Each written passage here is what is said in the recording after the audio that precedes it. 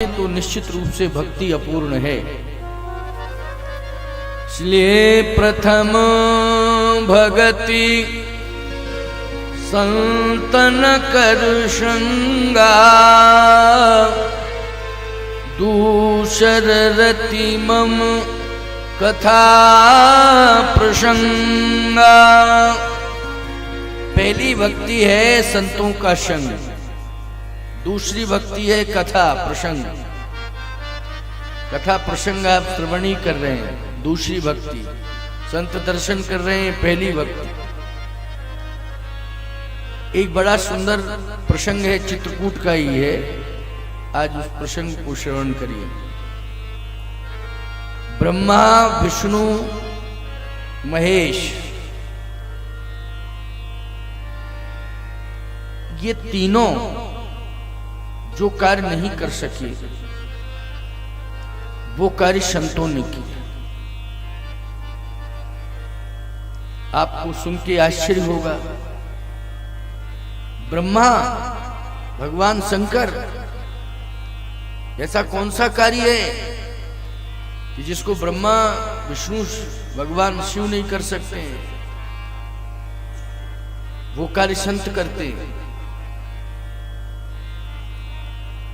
चित्रकूट धाम में स्फटिक शिला पर भगवान बैठे मंदाकिनी के तट पर।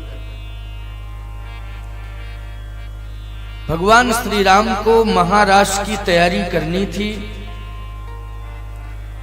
तो महाराज में श्री किशोरी जी का श्रृंगार कर रहे हैं प्रभु। बैठे कहां है? स्फटिक शिला पर। लक्ष्मण जी से कहा कि पुष्प ले आओ। लक्ष्मण जी पुष्प ले आए।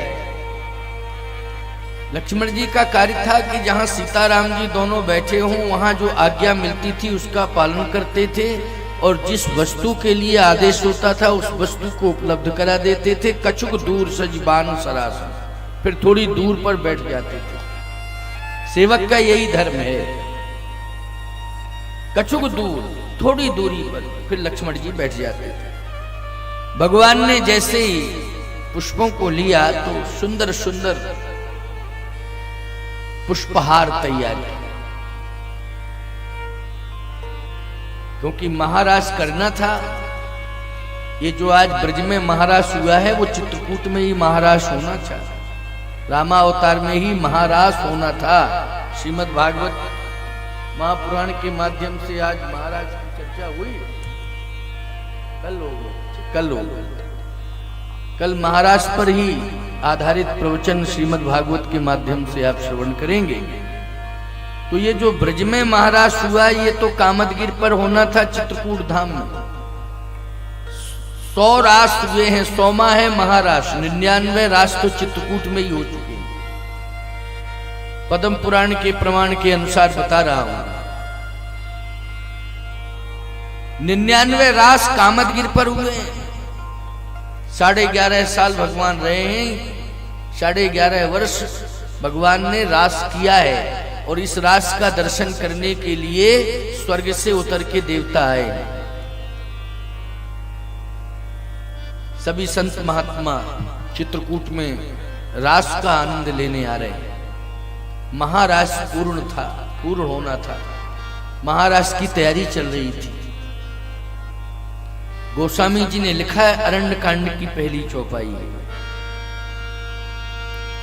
एक बार चुन कुसुम सुहाए, और निज कर भूषण राम बनाए। सीत ही पहिराए प्रभु सादर,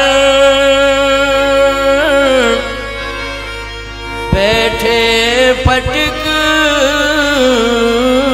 शिलायती सुंदर। सीता पहिराए प्रभु सादर, बैठे पटिक शिलायती सुंदर। सीता जी को भगवान ने सुंदर पुष्पहार पहनाए, श्रृंगार पूर्ण हुआ। बस कामदगिर पर पहुंचने ही वाले थे, बस बैठे ही थे, विचार कर रहे थे अब प्रस्थान किया जाए। इतने में जयंत आया, इंद्र का पुत्र जयंत, इंद्र पुत्र जयंत। जयंत ने क्या किया? सीता जी के चरण में प्रहार कर दिया। कल्पना करिए आपके घर में कोई उत्सव हो रहा हो, आनंद उत्सव हो रहा हो, उसमें कोई प्रहार कर दे और उसमें भी नारी के ऊपर कोई प्रहार कर दे तो बहुत बड़ा व्यवधान माना जाएगा कि नहीं माना जाएगा? बहुत बड़ा व्यवधान, साधारण नहीं, सबसे बड़ा व्यवधान है। इसलिए कभी भी आपके घर में कोई उत्सव हो, ध्यान रखना इस बात का, मारना पीटना नहीं है। अगर आपने कहीं हाथ उठा दिया किसी पर, संभालिए और संभलिए, दूसरे को संभालिए और संभलिए। बातचीत संयमित होना चाहिए। किसी भी प्रकार का कहीं किसी को अगर आपको कोई बात करनी है तो आगे पीछे उत्सव की आगे पीछे करिए। भगवान ने आपको विवेक दिया है। विवेक का अर्थ क्या होता है? जो समाधान बुद्धि से हो सकता है वो समाधान लाठी डंडे से नहीं हो सकता है। क्योंकि आप इंसान को, हाँ पशुओं को संभालना है तो आप लाठी डंडे का प्रयोग कर सकते हैं, भाई पशु पशु, लेकिन आप इंसान को संभाल रहे हैं तो आप विवेक से संभालिए। मनुष्य को संभाल रहे हैं तो आप विवेक से संभालिए। दंड देने की प्रक्रिया है, विधान है, लेकिन उत्सव के अंदर नहीं। जब महा महोत्सव चल रहा हो उस समय दंड देने की कहीं कोई प्रक्रिया नहीं है, कोई विधान नहीं। उस समय आप विवेक से उस उत्सव को संपन्न करिए और यदि कोई बाधा उत्पन्न हो रही है तो कोशिश करिए कि आप विवेक से उस बाधा को दूर करें किसी न किसी तरीके से। आपको मालूम है कि पुलिस भी जब किसी को सजा देती है तो घर से पकड़ के ले जाती है, थाने में लाठी डंडा का प्रयोग करती है। क्यों? घर के अंदर नहीं। बोलो भाई, कोई अपराधी को भी पुलिस पकड़ती है तो कहते नहीं साहब उसको पुलिस पकड़ के ले गई ना, पनिशमेंट वहां नहीं दिया गया। पनिशमेंट का एक सुनिश्चित स्थान।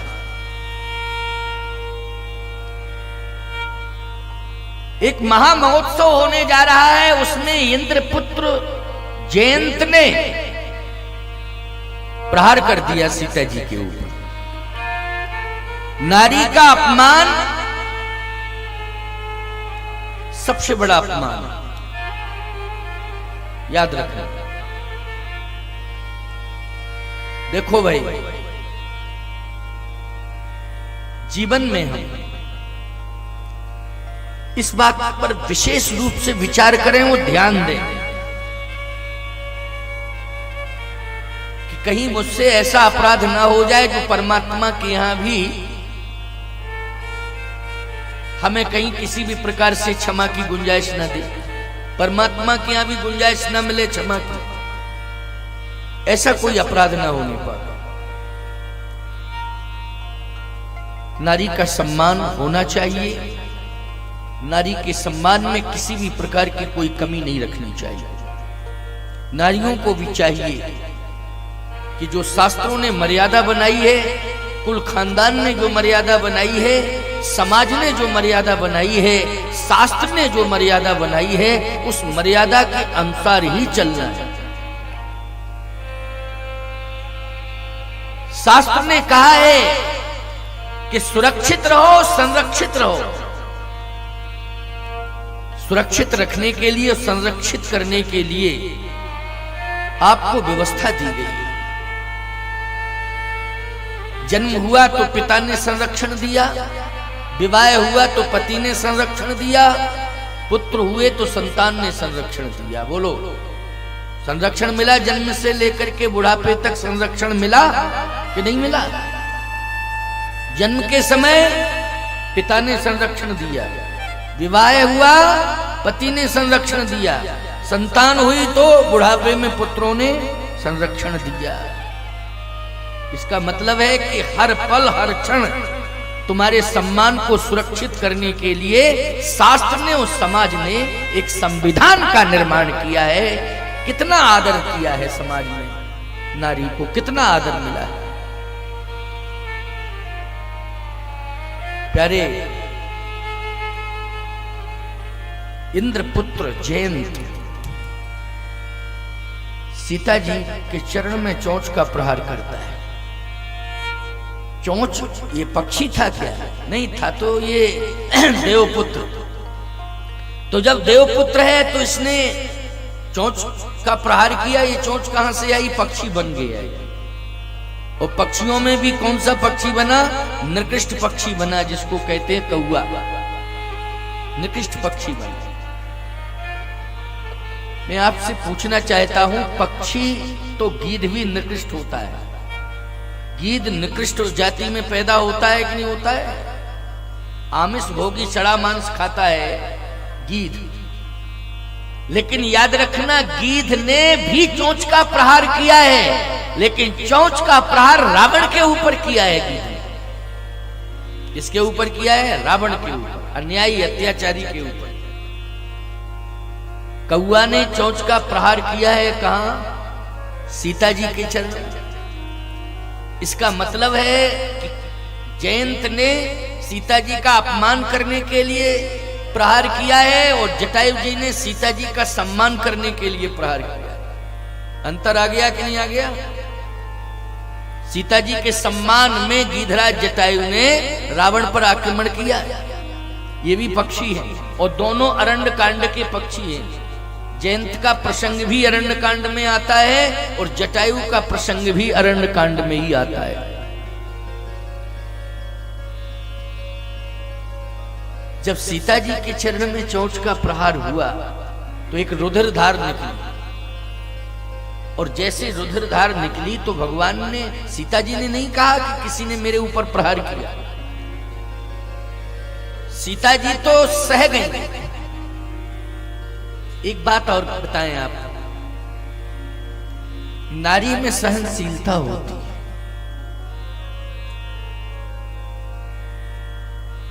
लेकिन समझ में नहीं आता है। लोग कहते हैं कि नारी में सहनशीलता कम होती है। मैं कहता हूं नारी में सहनशीलता सबसे ज्यादा होती है। लेकिन किसके लिए सहती है? याद रखना, अपने कुल खानदान की मर्यादा को सुरक्षित करने के लिए वो तमाम प्रकार के कष्टों को सहती रहती है, व्यक्त नहीं करती है। और जो नारी कष्टों का वर्ण कर लेती है, सबसे बड़ी तपस्या उसके जीवन में हो जाती है। और जिस नारी ने कष्टों का वर्ण करके तपस्या पूर्ण कर ली, वही नारी निश्चित रूप से, मैं दावे के साथ कह रहा हूं, यमराज को भी चैलेंज दे देती। जैसे प्रमाण मिलता है सावित्री का। बोलो, सावित्री ने यमराज को चैलेंज दिया था कि नहीं दिया था? जब यम प्राण लेकर के चले गए सत्यवान के, तो सावित्री ने चैलेंज कर दिया था, खबरदार, तुम कहां लेकर के जा रहे हो मेरे पति के प्राण में, वहीं से खींच के लाओ। तुम्हारी जितनी ताकत है तुम अपनी ताकत लगा लो, जितनी तुम्हारे अंदर शक्ति है पूरी शक्ति का प्रयोग कर लो यमराज। लेकिन मुझ में अगर ताकत होगी तो तुम जहां प्राण ले जाओगे, तुम्हारी क्षमता पूर्ण होगी, वहीं से हम प्राण खींच करके लाएंगे। और यमलोक तक क्षमता पूर्ण हो गई और सावित्री यमलोक में गई, अपने पति के प्राणों को खींचकर पृथ्वी पर लाई। तो ये नारी की तपस्या है, ऐसी बात नहीं नारी की तपस्या नहीं। नारी में बहुत बड़ी तपस्या है, बहुत बड़ी साधना है। कष्टों का वर्ण करना ही साधना है, यही तपस्या है।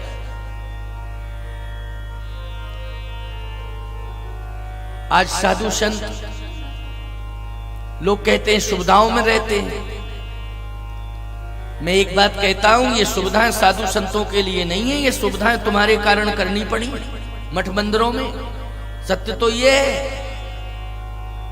साधु संतों के यहाँ तुम लोग जाते हो, तुम्हारे बच्चे परेशान करते हैं, कूलर नहीं है, एसी नहीं है, ये नहीं है, वो नहीं है। चलो भाई, तुमने दिया, तुम्हारी व्यवस्था में लगा दिया। क्यों भाई, दिया किसने? तुमने दिया, तुम्हारी व्यवस्था में लगा दिया, कोई बात नहीं। ऐसा नहीं है कि आदी हो जाते हैं हम लोग, नहीं नहीं, ऐसा नहीं, ऐसा नहीं। ये भी एक साधना है। मई के महीने में जब भीषण गर्मी पड़ रही थी, ठीक 12 बजे से 4 बजे तक मैं प्रवचन करता था, और एक ऐसे गांव में जहां पर 5-7 किलोमीटर तक कहीं कोई गांव नहीं थे, वहां से जनता भी आती थी, और मध्य में एक देवस्थान बना हुआ था। ठीक दोपहरी में 12 बजे से लेकर के 4 बजे तक प्रवचन दिए मैंने 9 दिन तक उज्जैन के पास में। नलखेड़ा जहां पर बगुलामुखी का स्थान है, वहीं पास में एक माधव विलास स्थान था। क्यों, तुम तो थे सब लोग। सुसनेर, आगर में, आगर जिला, 4-6 किलोमीटर तक कोई गांव नहीं, लेकिन जनता भी आती थी। ऐसा नहीं कि कोई नहीं आता था, बहुत भीड़ होती थी। इतनी भीड़ होती थी, पांडाल छोटा पड़ जाता था। लू के थपेड़े लगते थे इधर से उधर, ये कूलर उलर कुछ काम नहीं कर रहे थे। लेकिन 9 दिन तक लगातार ये कथा चलती रही। कहां वहां एसी लगा हुआ था। एसी लगा भी देते तो काम करता क्या एसी?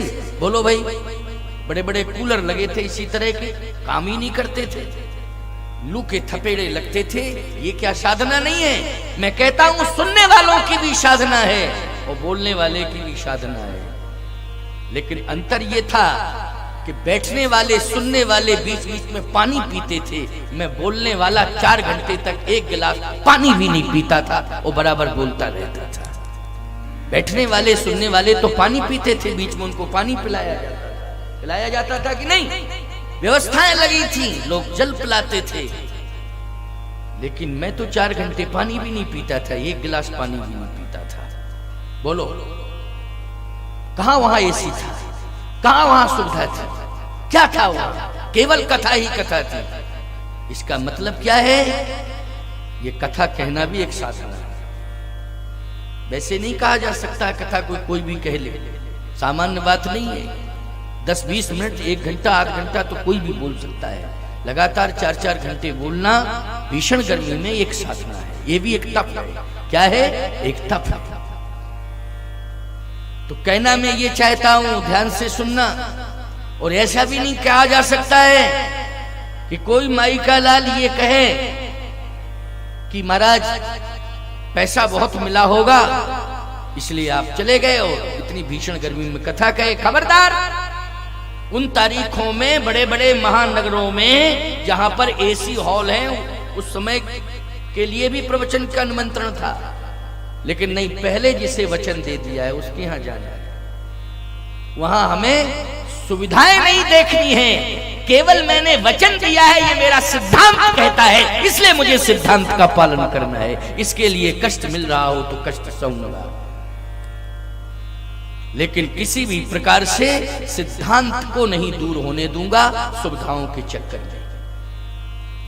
इसलिए मैं कहना चाहता हूं, कलिकाल में भी ऐसे माताएं बैठी हैं, ये घर संभाल रही हैं। याद रखना, ये घर को संभाल रही हैं तो ये इनकी साधना है। इसको सामान्य नहीं समझना चाहिए। ये बहुत बड़ी साधना है कि आप घर को संभाल रही हैं। और याद रखना, पूरा घर यदि सजा हुआ है आपकी साधना से, लेकिन सहयोग किसका है? अगर आपके पति ने सहयोग न किया होता तो आप घर का श्रृंगार नहीं कर सकती थी। कैसे कर पाती? आपने श्रृंगार किया है, घर को सजाया है, लेकिन विशेष रूप से सहयोग हुआ है आपके पति का। इसलिए पति पत्नी दोनों एक दूसरे के पूरक हैं। समझ में बात आई कि नहीं? क्या है? पूरक है। नारी तू घर की रखवाली, मैं घर का पहरे वाला। घर के बाहर की जिम्मेवारी पूरी पुरुष की होती है और घर के अंदर की जिम्मेवारी पूरी नारी की होती है। इसलिए साधना पुरुष की भी है और साधना नारी की भी है, दोनों की साधना है। बस कभी कभी विडंबना ये हो जाती है कि हम लोग साधना के पथ से भटक करके साधन के पथ पर आ जाते हैं, और जब साधन के पथ पर हम चलते हैं तो हमें साधन कहां ले जाता है आपको अनुभव होगा। साधन हमें कहां ले जाता है? साधन हमें डल्लभ के गद्दे से लेकर के 5 स्टार होटल तक ले जाता है। बोलो, ले जाता है कि नहीं? साधना हमें कहां ले जाती है? कल्पना करिए आप, साधना हमें घर से निकालती है और हमें मंदिर में भगवान के सामने खड़ा कर देती है। हमारी साधना घर से जब हम जाते हैं तो हमारा विचार बनता है हमें मंदिर जाना चाहिए, दर्शन करना चाहिए, भगवान से आज्ञा लेकर कार्य करना चाहिए। ये हमारी क्या है? साधना। हमें घर से निकलना है, मंदिर जाना है, हमें मंदिर में जाकर के भगवान से आदेश लेकर कार्य करना है, ये है साधना। हमें घर से निकालकर मंदिर पहुंचाती है साधना, और साधन डल्लभ के गद्दे से लेकर के 5 स्टार होटल तक साधन हमें जोड़ता है। तो हमें साधन को महत्व नहीं देना है, हमें साधना को महत्व देना है। साधन को हमें साधना से जोड़ना है, साधना को साधन से नहीं जोड़ना है। साधन को किससे जोड़ना है? साधना से। उल्टा हो रहा है आज साधना को लोग साधन मान बैठे हैं कि नहीं? साधन नहीं, साधन को हमें साधना से जोड़ना है। इसलिए सुरपति सुतधर बायस भेसा, ओ 60 चाहत रघुपति बल देखा, सीता चरण चोच हत भागा, ओ मूढ़ मंद मत कारण कागा, चला रुधिर रघुनायक जाना, सीक धनुष सायक संधाना। जैसे ही सीता जी के चरण में चोंच का प्रहार किया तो रुधिरधार निकली। सीता जी ने कुछ नहीं कहा, सह लिया। लेकिन भगवान राम ने देखा ये रुधिरधार कहां से निकल रही है? अरे ये तो सीता के चरण में किसी ने प्रहार कर दिया है। कौन? देखा तो पक्षी जा रहा था। भगवान ने एक तिनका उठाया, उसके पीछे लगा दिया, तिनका छोड़ दिया उसके पीछे। तिनका तृणते कुलिस कुलिस तृण करई, वो तृण बन गया कुलिस, कुलिस बन गया वज्र। सावधान, जब तृण कुलिस बना, भगवान का तृण है। तृण में कितनी ताकत होती है सोचो। लेकिन भगवान का हाथ यदि लग जाए तो ईमानदारी से बताओ वो तृण जो है कितना शक्तिशाली हो जाता है। कल्पना करो, है? किसी निर्धन के ऊपर भगवान की कृपा हो जाए तो मैं एक बात बता दूं आपको, इंद्र का अस्तित्व भी उसके सामने फीका है। समझ गए हो नहीं? इंद्र का अस्तित्व उसके सामने कुछ नहीं, फीका है। अगर भगवान की कृपा हो जाए, स्पर्श हो जाए। एक तिनके में हाथ लग गया तो वो पुलिस बन गया और भागा जैन, पीछे पीछे भगवान का वो बाण, जो तिनका ही बाण बन गया। अब आप कल्पना करें, उदाहरण में ये दे रहा हूं कि मदद कौन करता है। जब जघन्य अपराध बन जाए, उस जघन्य अपराध में अपराधी को केवल मौत ही मौत दिखाई दे, लेकिन यदि उस अपराधी को माफ कर दिया जाए, जहां मृत्युदंड की सजा मिलने वाली हो, जहां फांसी की सजा मिलने वाली हो, और यदि एकाएक उसे माफ कर दिया जाए, तो ईमानदारी से बताओ कोई बहुत बड़ी शक्ति काम कर रही है कि नहीं उसके पीछे? क्या अर्थ निकलेगा बोलो? जब मृत्युदंड मिलना था और कंफर्म हो गया कि इसको मृत्युदंड मिलेगा ही मिलेगा, लेकिन प्यारे तत्काल उसे माफ कर दिया गया। इसका मतलब है इतने बड़े अपराधी को माफ किया गया तो बहुत बड़ी शक्ति काम कर रही है। तो शक्ति कौन सी है संसार में बहुत बड़ी, इस बात को समझ लो। सबसे बड़ी शक्ति क्या है? वही है संत। इसी को कहते हैं संत। जो मैं आज व्याख्या कर रहा हूं और सिद्ध कर रहा हूं वो है संत।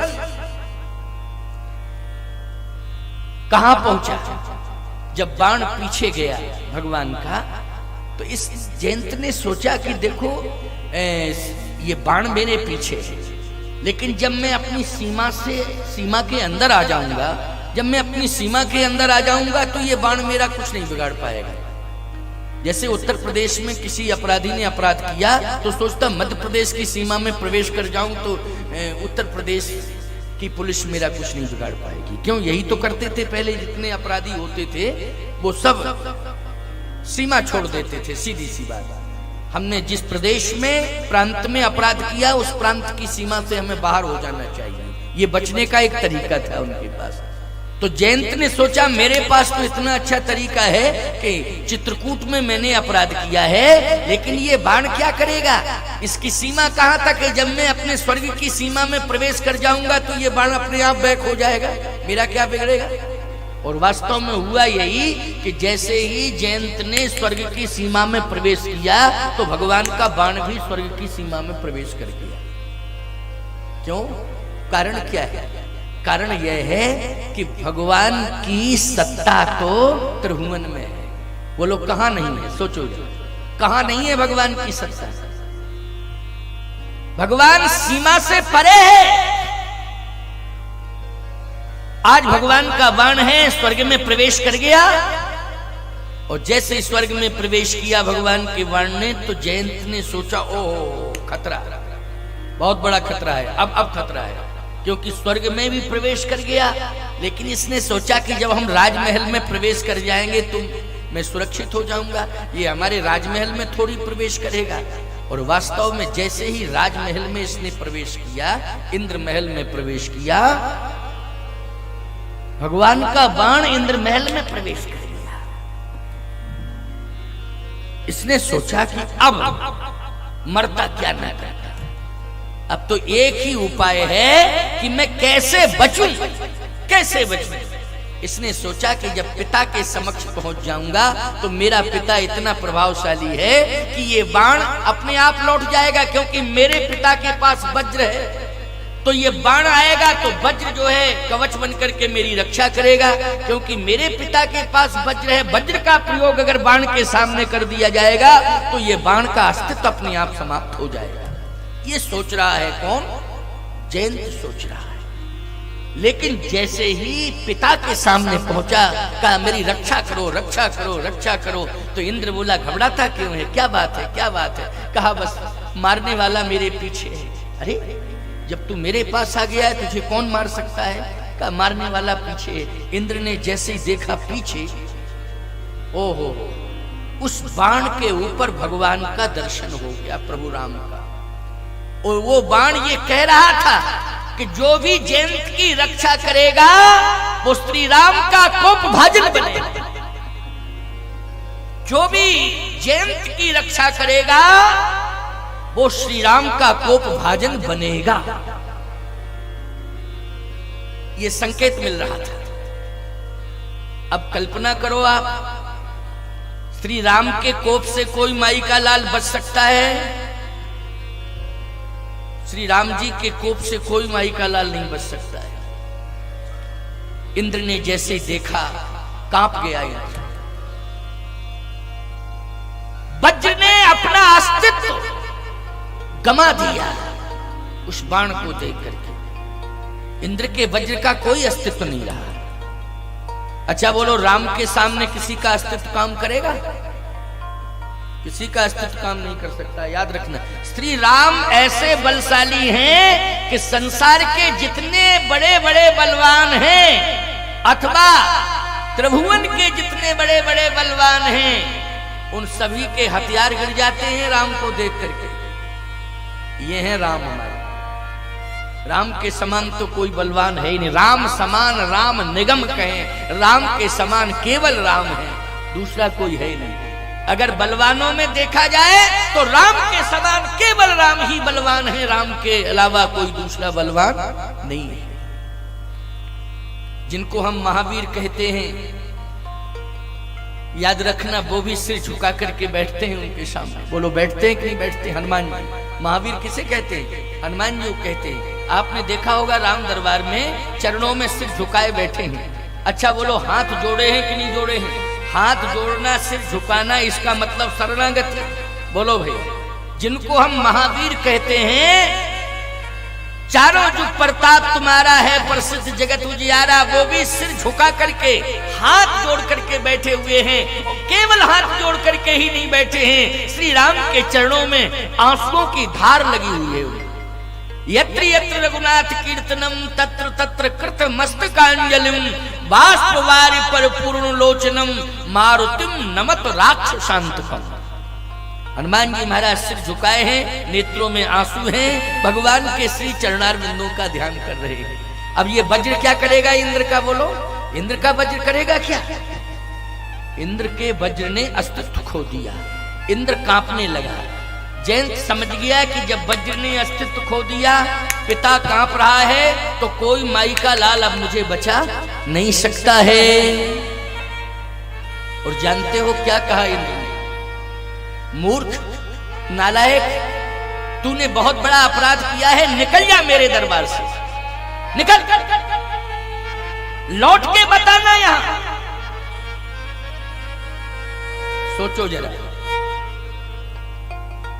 पिता के सामने भी अस्तित्व नहीं बच पाया, पिता ने भी रक्षा नहीं कर पाई, स्वर्ग में भी पहुंच गया, इंद्र भवन में पहुंच गया, लेकिन इसके बाद भी रक्षा नहीं हो पाई, भागा।